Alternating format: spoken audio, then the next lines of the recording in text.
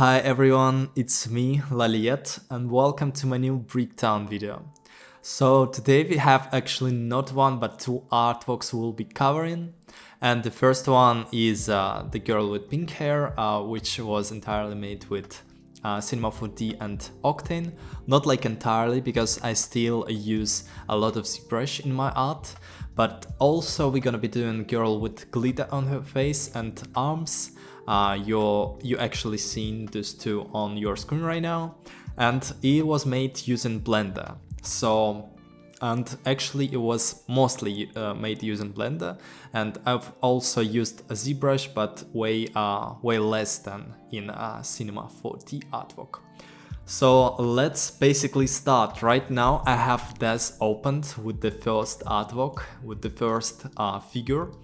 And this is the girl with pink hairs, basically nothing too crazy going on here, just my favorite hairs with my character. Again, I've just customized it a bit, gave her some pose. And basically that's it. She has a blink eye, which is kinda tricky to do.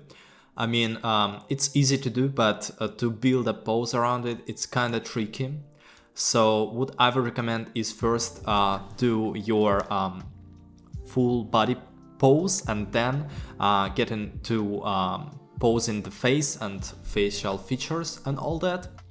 Some people asked me how I use pose, like DAZ poses in my workflow, and I actually never use the pose from DAZ like entirely. I always end up tweaking them in some way or another. And I think that's better than using them straight out of the box, I would say, because you have much more idea going if you just adjust it a bit. Like, yeah, I think you got my point. So once again, we just press File, Export, and you just select where you want it to be exported. I use an Wavefront OBJ, and then let's get to Cinema 4D scene and let's look how it actually built inside Cinema 4D. So what I have here is just my Cinema 4D with Octane setup with my classic, I would say, shaders that I use all the time, chrome and glass materials also. This time I've actually used a lot of glass materials on a mask instead of one, to make it more like colorful and all that, but I'll show you how I made it. So let's get to ZBrush and look at my actual piece inside ZBrush. Let me find it. Actually, I have my newest piece opened right now. So basically that's how it looks inside ZBrush. Let's take a look at the mask.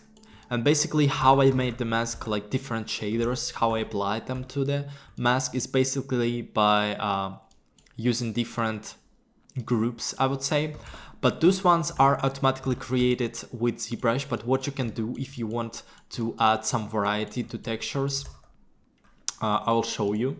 So basically, if, for example, I have this object one color, if you press Shift F, you can see what polygroup color is that. And for example, I wanna make these ears like a different material. Like for example, I want the mask to be glass, and this one I want to be more like a metal. Then I can select it, mask it out, and then what I can do, let me delete this one first. Now I have this ear a different color. That means it has different polygroup, and it's really handy because I can create this one too, a different polygroup, and maybe somewhere in the middle let's create it different polygroup as well. So now we have those 4 different polygroups which we can export them into our folder of choice. Now let's get back to Cinema and let's import it. But when we will be importing it, I will check one thing which is really important. So okay, I'm importing this model, and when I usually import something which is not a figure, a DAZ character, I always go select and split it by object, but in this case I want it to be by identical name because I want this mask to be split into parts.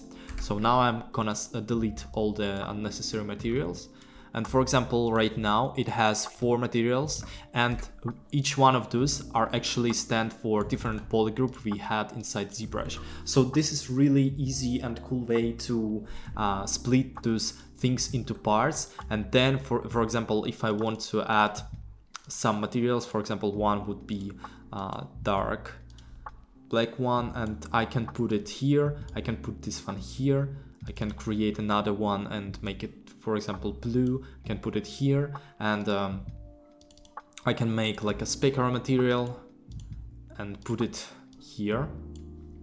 And then I'm gonna create something HDRI, some HDRI going on. And then I'm gonna press render on the Octane, and as you can see, it has all the different materials, and it's actually much easier to do within any other software or creating different maps. Sometimes it's easier to do using these methods I've showed you using ZBrush, basically. But let's get back to this art. And let's press render once again. Oh, I think it's actually really high at resolution right now, so I'll need to lower it down. This part, as you can see, this mask has let me find it in the outliner. I believe it is this one. Yeah, it has mostly not like different materials, but it has like glass material, all the same one, but with different colors applied to it. For example, we have green, blue and pink, and all together it creates some nice looking glass. And it actually doesn't look like it's different things, it doesn't look like it's splitted, it still looks unified but with different colors. So yeah, it's a nice workaround to create some variety within your work. Let's pause this render and let's actually re-upload the same character, just so we can look at other parts and how I created them. Okay, next thing is the necklace, and right now I have it with the mask, but let me just select the mask and split hidden, I believe. Why it's not working, I'm not sure. Oh, because it has some subdivision levels, but yeah, let's split hidden.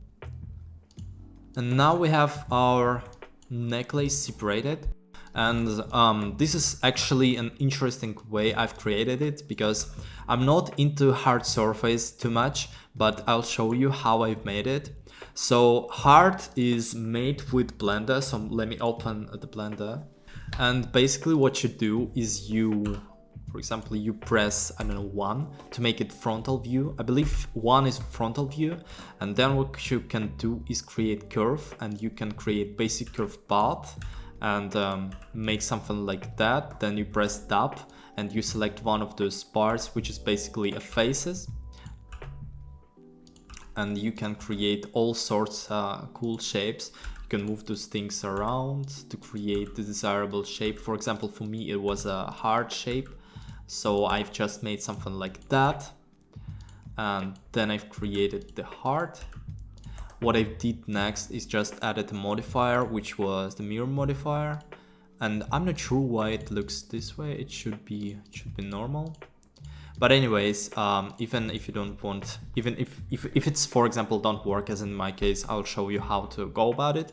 But first of all, let's give it some thickness, which this heart obviously have, like a nice bevel.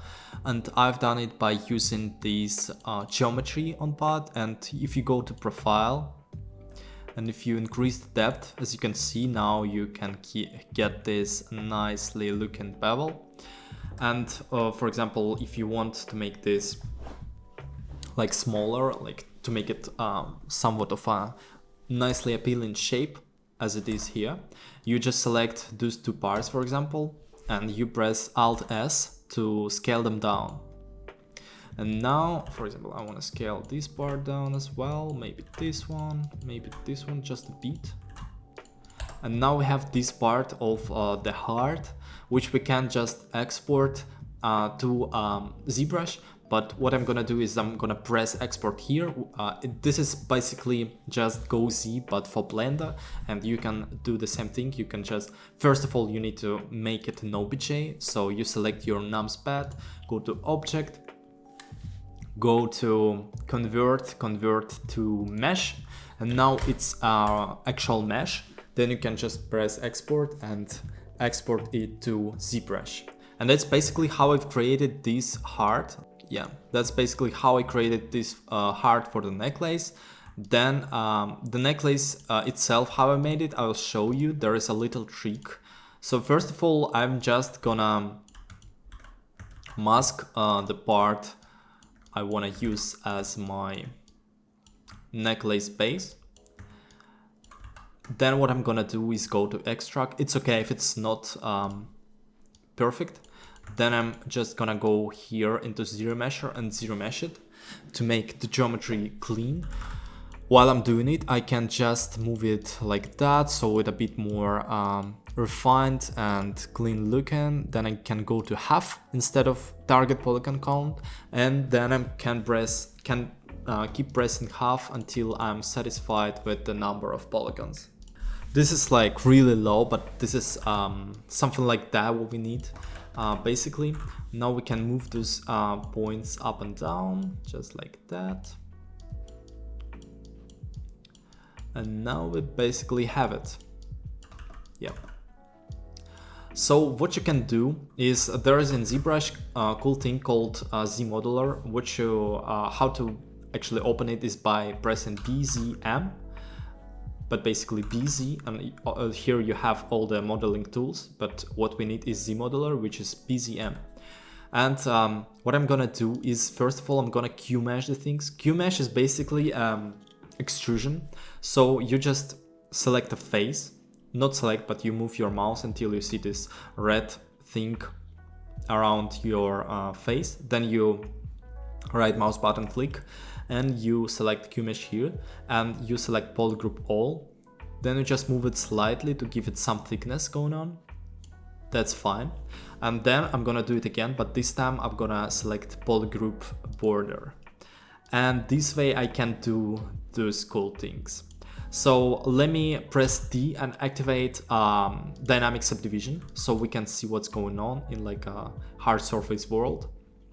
Then we can just press in all of them, and trust me, I'm pressing them randomly most of the time, and this way you can create all sorts of cool shapes, and it depends on the level of polygons you have. And for example, if I press Ctrl D, and now I have a bit more polygons going on.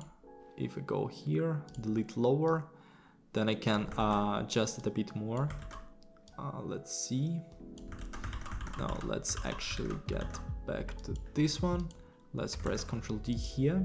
Let's delete lower and press dynamic subdivision. And then I can move it even further to create some even more cool shapes. And this is basically how I've been making all of my hard surface thing. And it's like hard surface, but not actually hard surface modeling. It is, but it's a tricky one. It's a cheaty one, but it works. As you can see, we've created some sort of necklace already. And when you apply and dual, you'll apply like some metal shader to it, it will look even better.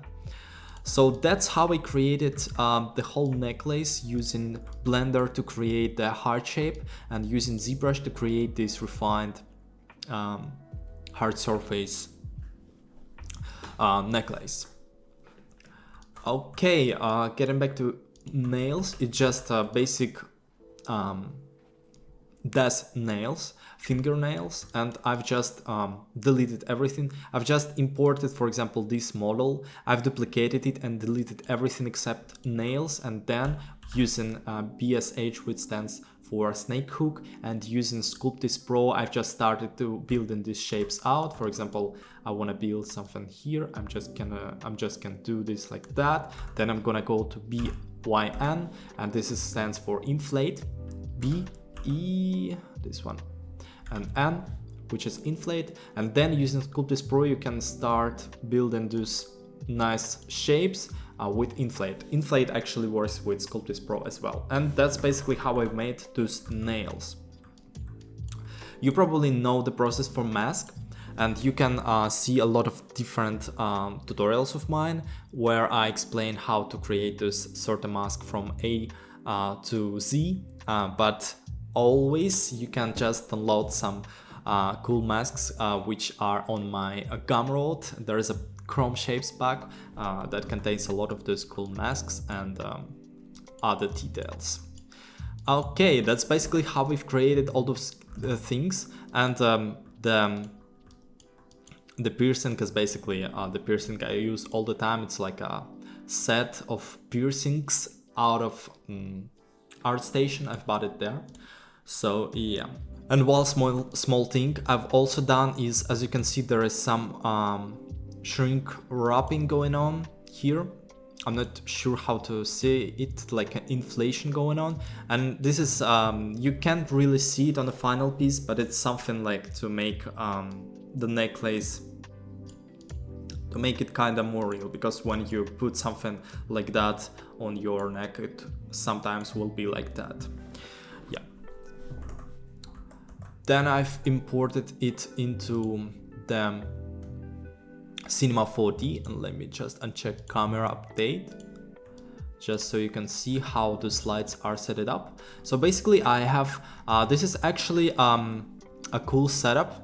What I have here is kind of big setup. As always, I have a null object inside her head somewhere, and I have a target expression which I use to automatically rotate those lights to this object, as you can see, and this is way easier to light. For example, if we do in portrait, it's way easier to light a portrait this way. So basically we have some backlight, we have another backlight which is a different color. Let me see. Yeah, let's turn everything on for now. So first light is just this red light, which is a fill light with some texture going on, I believe. I'm not sure, but maybe it is.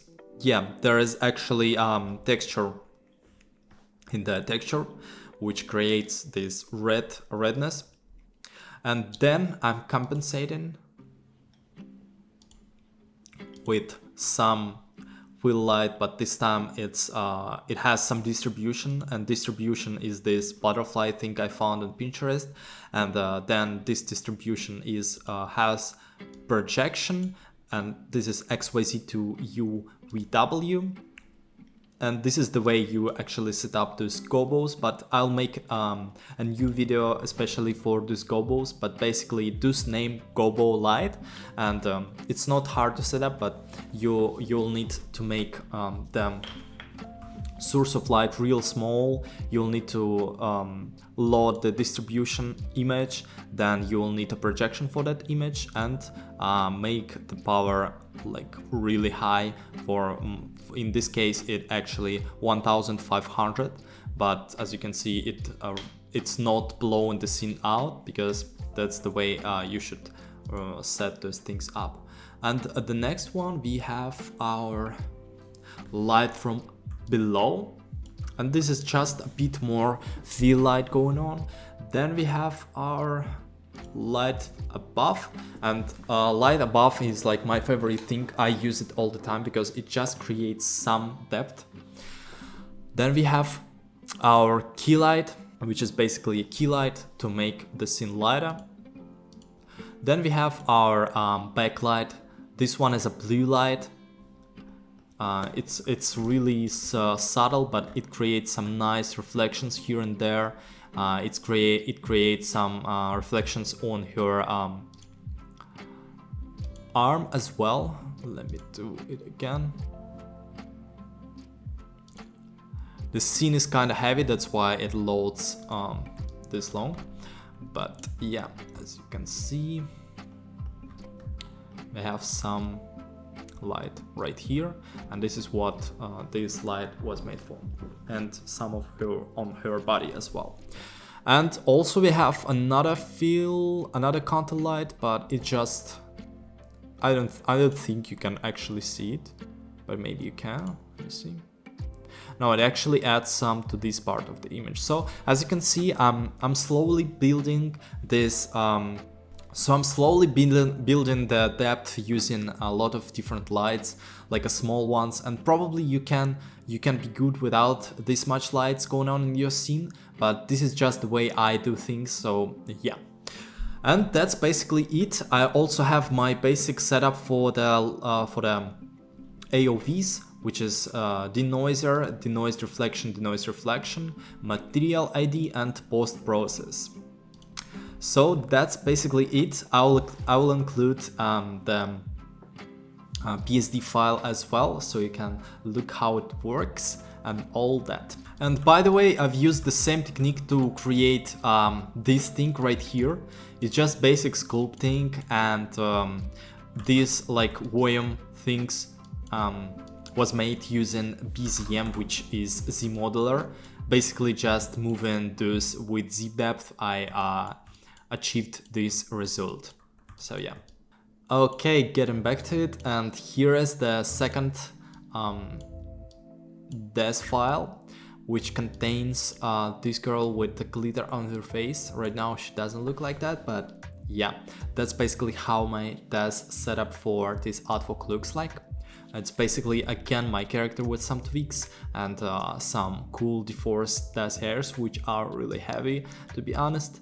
But yeah, that's how it looks like. And she also has these which looks like a problems where her nail goes through the surface, but I'll show you why I did that. And it's basically for me to sculpt this part in, so make it a bit more realistic. You can also see it here. Okay, then I've exported it, and this one actually has double eyebrows, I believe, to make the eyebrows look a bit thicker. But yeah, let's go to Blender and let's look at the setup going on here. So there is a lot of things, to be honest, but all of those things aren't that important. So let me just deselect everything, remove everything inside here, and let's just maybe deselect all of the cameras except one we actually be using. And now it looks a bit better, I would say. I don't know why those are so long, but yeah. Okay, so let's first of all talk about the shaders on her face, and then we will talk about the scene and all that. So let me turn that render on. Okay, that's how it looks. And I have some inserts with again some gobo lights, but I'm not sure how to explain this because this is like an add-on which called Keypacks, which you can find on Blender add-ons. And this is like an add-on Keypacks which then you can load a lot of different things into. And that's the way I have like this lights going on, like this gobo light that creates these shapes on her face and her head to create those like nice effects going on. But yeah, and also I have some camera add-on going on. So yeah, I've been really digging into add-ons and using them. This one is called ProLens, but it's not necessarily important at the moment. So yeah, and it's not necessarily working the way I want. It's a great add-on, but at the moment I'm not sure if I really understood how to use it. So yeah, that's how the scene looks. If you remember how I usually do my Cinema 4D and Octane basically shaders, you will remember that I always go with this technique that is basically mix shader technique, mix material, where I use some image as a factor to determine which part would be this color, which part would be this color, or maybe which part would be metallic and all that. So this is the same thing as that. Basically I have a mix shader. So basically I have my material As you can see, this is just my material I've created. You can look up to my latest Blender tutorial where I explain how I created this shader, and then this shader just goes to mix shader, and then I have this glitter thing, and this glitter I've bought on Gumroad as well. I found some YouTube video where this person creates this glitter shader and showcases it, and I just bought this glitter. I believe it's free, but you can donate, which you definitely should do because this glitter shader is amazing. And this is basically two shaders going on in this mix shader, which one basically this one is my principal BSDF with just a skin, and this one is glitter. And the values are controlled with this image, which is hand painted inside Substance Painter. And this is basically, as you can see, so she has like a glitter dripping around her eyes on this side, and she also has glitter on her fingers. And basically the black parts are where the glitter will be, and the white parts are where the normal skin would be. And this is how I created it. I basically painted it inside Substance Painter. I've basically just created a white fill layer, and then with the paint layer with the black color I've just went on top of it and created those drips. And using some brushes called dirt spots or something, I've created those like dirt spots. And I'll make a video on how to use Substance Painter with Dask characters. It's kind of tricky, but not too much. But right now I'll just leave this images as an attachment to this tutorial. So yeah, you can just download them and try them yourself how it works. Basically you can easily create yourself inside Photoshop. It's not necessary to use Substance Painter for that. You can do that inside Photoshop. It will just require a bit more precise brush strokes and all that. But yeah, that's basically how I made this glitter shader. Then I have for world, I have like my basic HDRI, of course, with strength lowered down to 0.1. Again, Photo Studio London, my go-to HDRI. And this skin shader is here. So, okay, let's get back to the other scene. And what's going on here is a lot of abstract details. And this is basically one of my masks, actually. I wanted to use on the character, but I ended up not using it on the character, and I just rotated it back. Then I went to Sculpt Tools, and with Sculpt Tools I just moved a lot of these parts really crazy. And yeah, this is the way I've created those abstract shapes. And then I've just exported it to ZBrush, and I've created those, like, I don't know what to call it, like circles basically. The way I've done it is basically how I do any of my curve brushes. This one was made by using spheres. Then I've duplicated this sphere, and then I done something like that, made it lower. Then I've duplicated it again and made it even more smaller. I'm sorry, smaller, not lower. And then you can just merge those two together to get this one thing going on. Then I've just made it, I've just dynameshed it a bit to make it one object. Then you can go to ZRemesher. Oh, sorry, it's kinda high. It kinda will take time. So yeah, let's do a bit less polygons, a bit less in resolution. So yeah, now we have this figure which you can create insert brush with. Oh, before that, let's press quick save. Then you just create insert mesh new, and yeah, then you go, for example, to your model, and then you just can use this brush in a curve mode, and then you basically can use it as a brush. And there is all sorts of cool shapes you can create with it, and it's all about your, I don't know, creativity or whatever you want to call it. So yeah, basically that's how I've created those things, but not on top of the model, but on top of those abstract elements.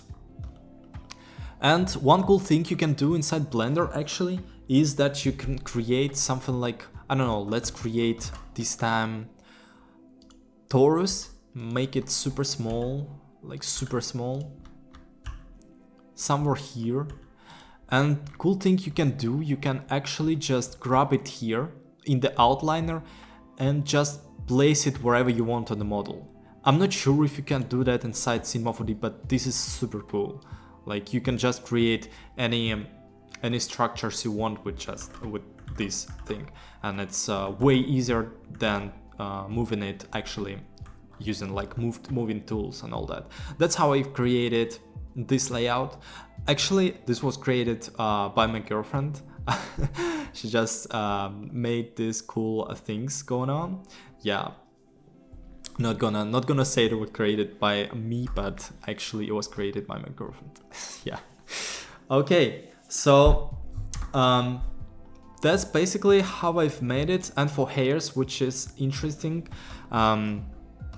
I've added a bit of metallic going on to make it a bit more shiny.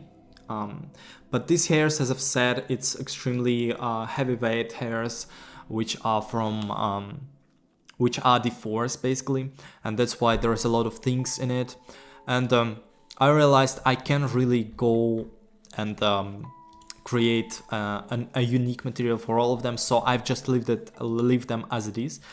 I'm not sure if what I'm saying is making sense, but the thing is, those deforced hair, this one in particular, have a lot of different alpha maps, and so if you want to get the best result, you need to actually upload the alpha maps the way they should be.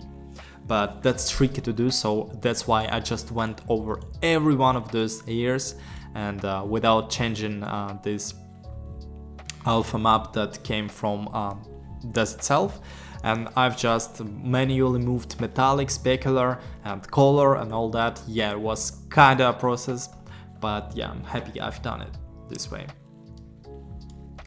And again, for the lights, usually as usual I just went for uplight. This time I've done a bit more color lights than I usually do. And this one, for example, it's a purple light. Then I have this, as I've said, this is just gobo light using this Keypex thing, but I'm not necessarily recommending that. It's up to you if you want to use it or not, but there's a lot of other cool gobo lights you can use. And yeah, that's basically it. And for the backlight, I have some backlighting, but I didn't want to make it too crazy because I have like metallic elements right here, and if I increase the power too much, it will be just blown out here, especially if I'll add some glare at the end, which I will do. And some like more backlight going on. Let me actually dislike this insert bit because it kind of making me not seeing any other things. So yeah, basically a 3 light setup, and what's important here is the sunlight, I guess, because it's strength 1 and it actually creates this shadow from her hand, and this shadow on this part of the hand is created using this sunlight, which is really cool because I like the way sunlight works inside Blender way more than in any other software actually. So yeah, and also, as you can see, there is some green lights going on, and it's from this object, but it's actually using this cool method I've learned from a YouTube person. But yeah, you can just do this sort of shader basically using Principled BSDF, go into Mix Shader. Then you have a light pad, basically you just add light pad, and in shadow ray goes to factor. Then you create in transparent BSDF, and this one goes to shader. And basically, if you then create this principal BSDF transmission to 1, then you will have this shader. But yeah, you can just pause this video and copy how it looks. But basically, that's super easy to set up. As you can see, now it's completely white, and you can get all sorts of different moods going on, vibes going on here. But yeah, green I think works the best in this particular shot. Okay, for the compositing, I have, as usual, I have glare, 2 layers of glare, which the first one is just streaks, and the second one is fog glow. And I've actually duplicated one of the streaks layers in my final compositing within Photoshop, but I will leave the file anyways, so you can look up yourself how I made it. As you can see, there are some layers that are not really physically accurate, but I think it looks better this way. But once you'll look at the Photoshop file, you'll understand everything yourself, how it works. I hope I've covered everything. If there's any questions I have, let me know. And have an amazing week. The holidays coming, the Halloween is coming, and all this great things. And yeah, bye.